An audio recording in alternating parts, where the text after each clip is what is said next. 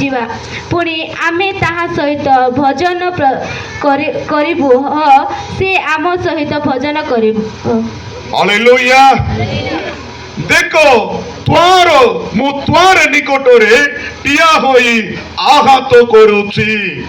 ତ୍ୱାର ନିକଟରେ ଦେଖନ୍ତୁ, ଦେଖ ଆମେ ତ୍ୱାର ନିକଟରେ ଠିଆ ହୋଇ ଆହତ କରୁଛୁ। ମାନେ ତ୍ୱାର ଯେପରି ଗୋଟେ ଘରର ତ୍ୱାର ଅଛି, ତାର ପାଇଁ କପାଟ ଅଛି, ସେଇ ପ୍ରକାର ସମସ୍ତଙ୍କ ହୃଦୟର ଦ୍ୱାରରେ ପ୍ରଭୁ ଯୀଶୁ এই ସନ୍ଧ୍ୟା ସମୟରେ ସେ କଣ କରୁଛନ୍ତି? ପୁଣି ଆଘାତ କରୁଛନ୍ତି।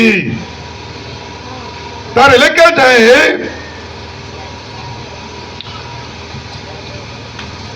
যদি କେହି ମୋର ସ୍ୱର ଶୁଣି ଦ୍ୱାର ପିଠାଇ ଦେବେ, ତାହେଲେ ମୁଁ ପ୍ରବେଶ କରି ତା ନିକଟକୁ ଯିବି। Hallelujah, hallelujah.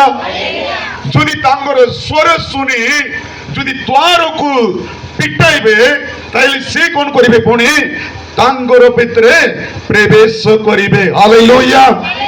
ପୁଣି ତାଙ୍କ ସହିତ ଭୋଜନ କରିବି ଓ ସେ ମୋ ସହିତ ଭୋଜନ କରିବ।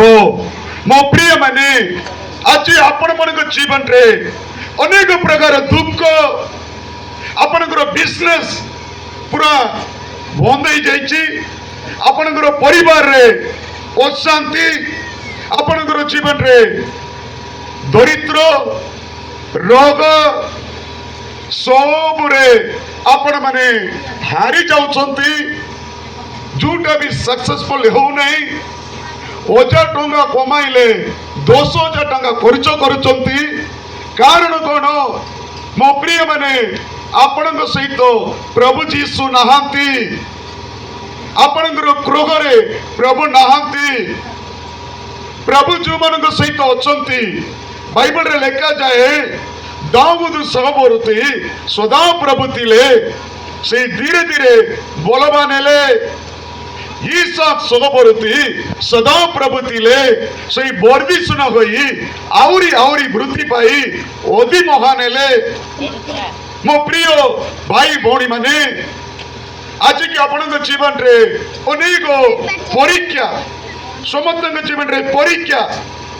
ପ୍ରଭୁ ଯୀଶୁ ମାତି ଲେଖିଥିବା ସୁସମାଚାର ତାର 26:40 ଲେଖାଯାଏ, ଏପରି ପରୀକ୍ଷାରେ ନ ପଡ, ଜାଗି ରହି ପ୍ରାର୍ଥନା କର।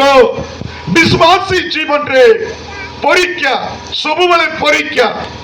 ହଠାତ୍ ଆପଣଙ୍କ ଜୀବନରେ ପରୀକ୍ଷା, ସେଇ ପରୀକ୍ଷା ଦ୍ୱାରା ଆପଣ ମାନେ କଣ ହଉଛନ୍ତି? ପ୍ରଭୁକୁ ନିନ୍ଦା ଦଉଛନ୍ତି। ହେ ପ୍ରଭୁ, ମତେ କାହିଁକି ତମେ ପରୀକ୍ଷା କରୁଛ? କାହିଁକି ପରୀକ୍ଷା କରୁଛ? ମୋର ରିଲେସନ, ମୋର